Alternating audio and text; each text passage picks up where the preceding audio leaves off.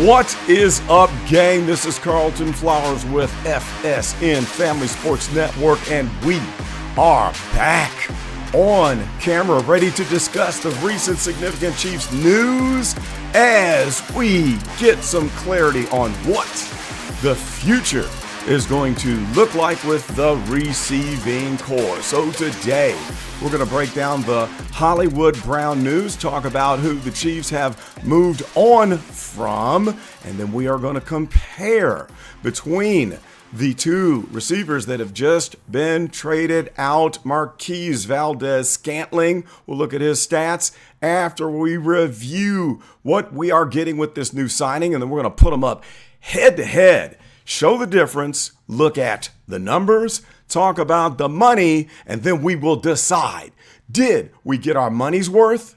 Did we spend too much? Not enough?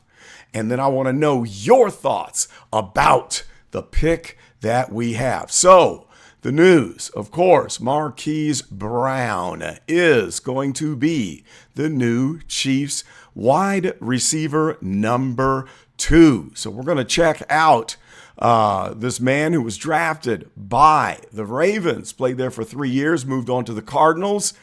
He had some good highlights. He's got some good speed. He's like a lightning bolt on the field. They have some highlights of him making some dropping catches, leaving the corners in the dust. He lit up several people while playing for the Cardinals, but they say that he really has not had his true breakout and reached his maximum potential. Okay, so we're going to discuss that, but first off, let's jump over to ESPN and just analyze. Let's look at what we are going to get with this man. So here we go on the ESPN website, and let's run through these numbers. So we see in 2019 that he started out with the Baltimore Ravens, playing 14 games. 3 seasons with the Ravens and 2 with the Cardinals. Now, first of all, he's been pretty healthy, 14 games in the first season, playing the entire 2020 and 2021 seasons, had 12 with the Cardinals and then 14, a few injury problems, but not too significant. Receptions, started out with 46, then 58, reaching the peak with the Ravens, 91 receptions, then dropping down to 61 or 67 and 51 last year. But what's more important than that? Let's look at the targets versus the receptions. 46 in the first season, 71 targets. So we're looking at about what? 65%. The next year, about 60%, 58 caught out of 100 targets, not bad. 2021, 91 out of 146. Again, 65%. 2022, 67 out of 107. We're running at about 65% there. And then we drop down to 50% in 2023. But yards is looking even better, where we get a glimpse of what we could possibly get with this young man. He came out the box with 584. Respectable. He bumped it up to 769, even more respectable. Then he showed us what he could truly do, breaking the 1,000-yard mark in 2021 with 1,008 yards. And then moving on to the Arizona Cardinals, dropping down to 709 and then 574. The average yards per catch, not too bad for a wideout, 12, 13, 11, 10, then bumping up to 11. Touchdowns started out hot with 7 and 8 in the first 2 seasons, then dropping to 6, then 3, and then a slight bump up to 4. So the long first 2 years are looking the best, 83 yards and 70 yards. Then it drops down a little bit less than 50 yards on each season. But could that number come up? We'll talk about that just a little bit. All right, now let's look at Marquise Valdes-Scantling, who has 6 years, a little bit more experience, starting out with Green Bay and then, of course, finishing these last 2 seasons with Kansas City. So coming out of the box with 16 games played, he had all 16 games for the first 3 seasons. before having an injury in 2021. But looking at receptions and targets, 38 to 73, 26 to 56, 33 to 63, 26 to 55. Moving on to the Chiefs, 42 out of 81, and then a disappointing 21 out of 42. Overall, we're looking at 50% with the addition of a problem in dropping the ball. Now, yards-wise, pretty mid. 581 in the first season, 42, 690 was his best effort. Dropping to 430, first season with Kansas City, a respectable 687, and then getting that cut in half down to 315. I think he left a lot on the table, but the reason why I was so bullish about Marquise Valdes-Scantling is his ability to stretch the field. Now, this is where he looks a little bit better than what we got, where it is average yards per catch. Look at these numbers. Marquise gets out there. He gets out there. 15 on the first season, then 17, then his career peak at 20.9, dropping down to 16.5, and then with the Chiefs, 16.4 and 15. Pretty impressive. But the touchdowns, not so hot. 2, 6, 3, 2, and then 1. One critical touchdown at the right time. So we did get our money's worth. He did pay us back for all the drops by not ruining the 2 Super Bowl wins. So the one good thing that we can say is that he made up for those catastrophic drops, but do we take a chance on that again? And as we know, the Chiefs decided that, hey, we've been rolling the dice long enough. Let's let this go. Now, as far as the longest catches, not looking so good as compared to the average per catch. 60, 74, 78, 75, 57, dropping down to 46. Not too impressive. Well, let's put them head to head.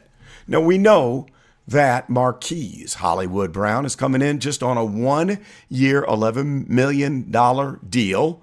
So it was a swap. Money-wise, we are spending about the same, but not taking as big of a cap hit and not stretching it out there. We're going to get a test drive first instead of signing like a 3-year deal that we had with MVS. So let's put them up head to head and see what it looks like on fantasypros.com. All right, for the 2023 season. Let's see here. 50 to 21 on the receptions. So we're winning there. Targets 101 to 42. We're winning there.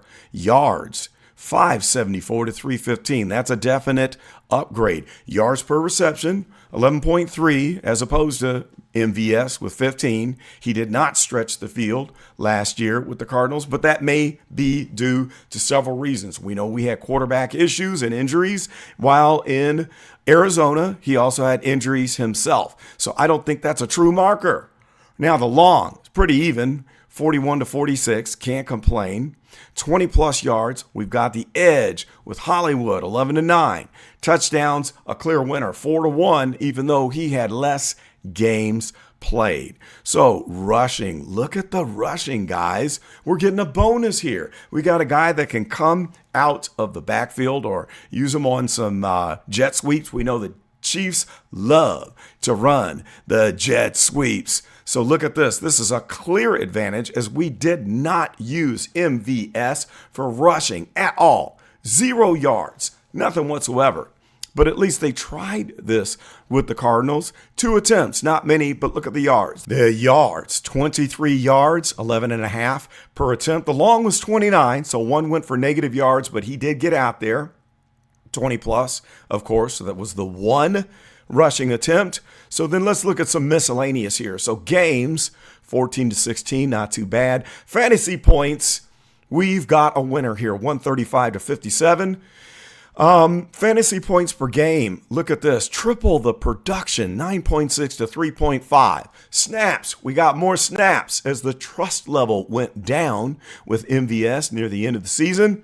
Snaps per game, 56 to 39. And then points per 100 snaps. Wow. 17.2 to 9.1. So clearly, I believe we are getting our money's worth here for a 1-year deal, $11 million, where they can decide what to do after we see this man on the field and what he can do alongside Rashee Rice with Patrick Mahomes, the GOAT, the greatest of all time to be, throwing him the ball. Now, in my opinion, I think we might have a little bit more of a chance to find out what the full potential of Marquise Brown is, more so than what we had with MVS.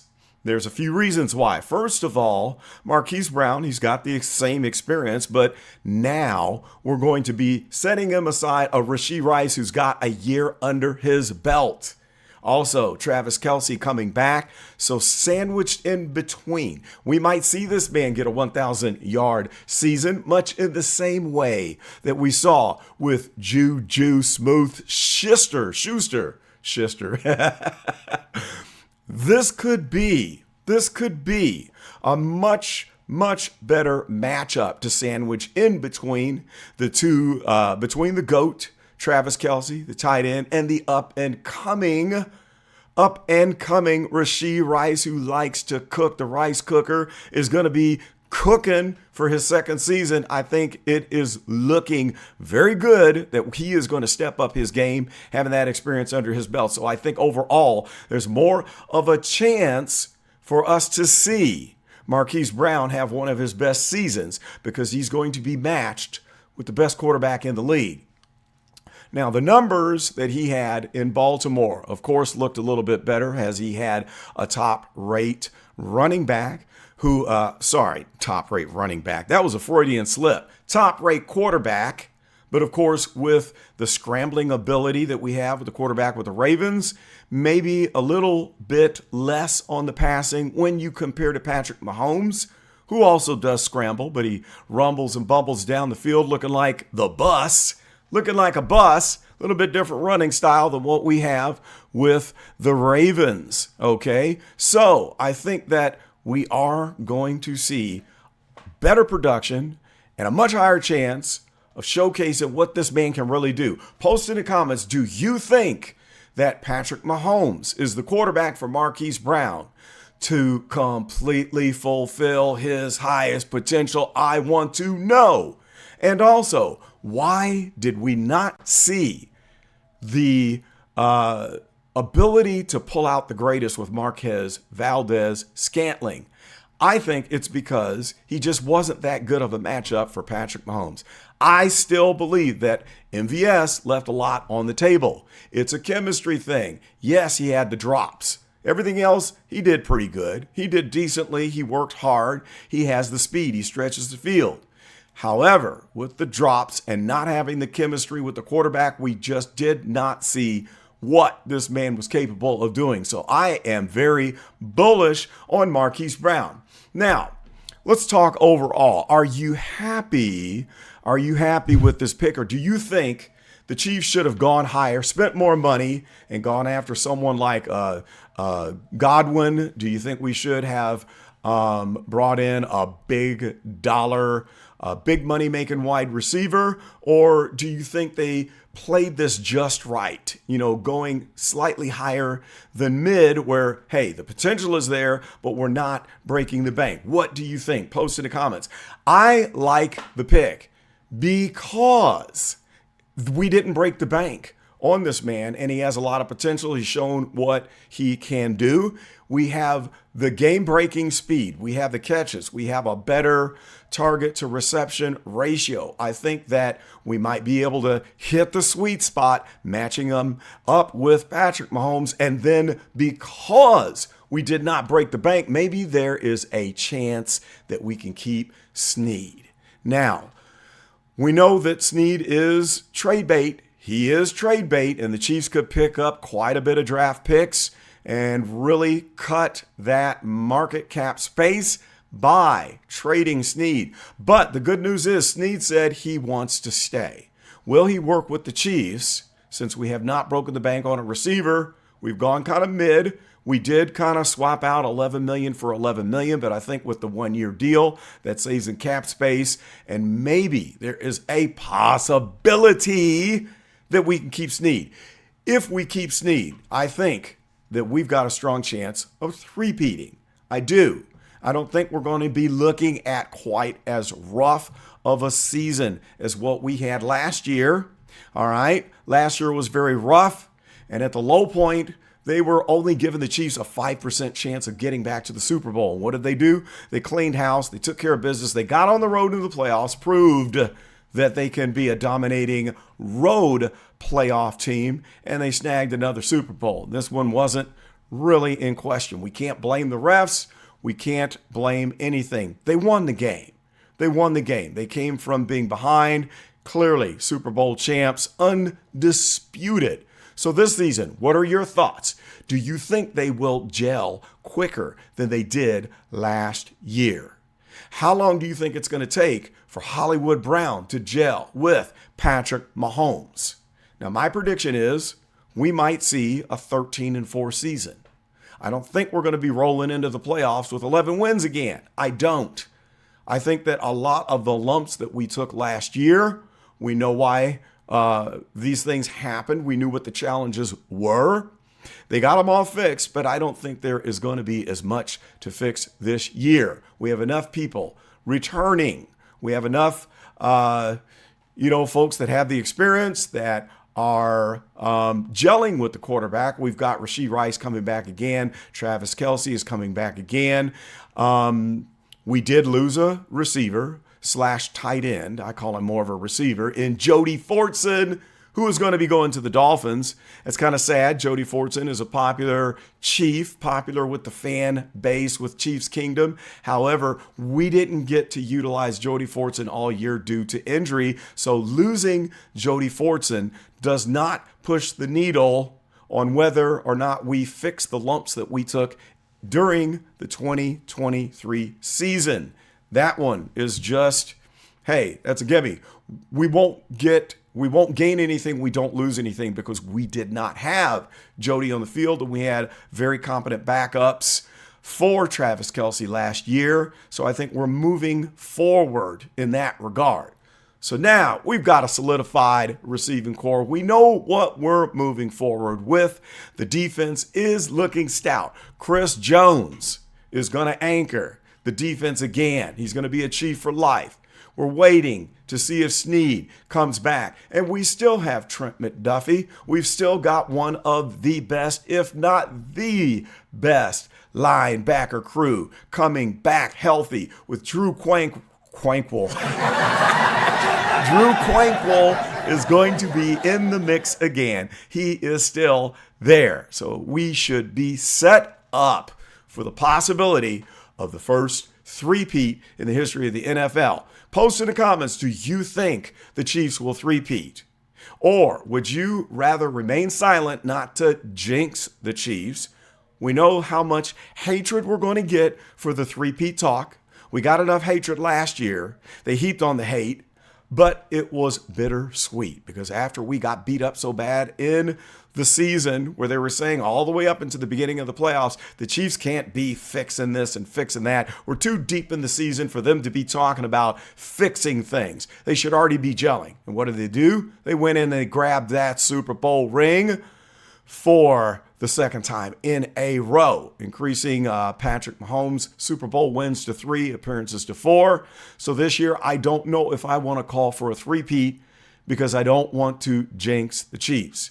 Even though I do believe we're looking at the possibility of a 13-4 or higher season, maybe 14-3. I don't want to go any higher than that because it doesn't make sense to sweep through the season, not trying different things, testing out all of your players, taking chances on having losses, all right, before the playoffs. And you don't want to completely show your hand and go into the playoffs having won most of your regular season games where everyone knows what they're going to do, where they know what the game plan is. Because let's say if we run through and we only have a 1 or 2 loss regular season, are they going to want to change anything in the playoffs? Probably not. They're probably going to want to stick with what has worked, and that would make them more predictable. So I would rather see us drop a few games, keep these players healthy and rested, go through the rotation, go deep through the bench. Let a lot of these players get in there and get the experience, and then head into the playoffs with a full roster of healthy players and still protect the game plan. Don't show your cards. Hold that hand secret. Don't show your cards to the rest of the AFC, and then run into that championship game, nail the win, and then let's take down that NFC for the Super Bowl three-peat. What are your thoughts? Post in the comments below, and you will be hearing from Scott Flowers pretty soon to give his opinion on this wide receiver pick. I'll be very interested to hear what Scott has to say on whether or not we got the best bang for the buck, and if this was a good mid-level decision. That's what I think. We didn't go too high and we didn't go too low. It's a good thing that we are not in the same situation as last year where we thought, let's just roll with the same thing, take our chances, and let Patrick Mahomes elevate the entire receiving crew.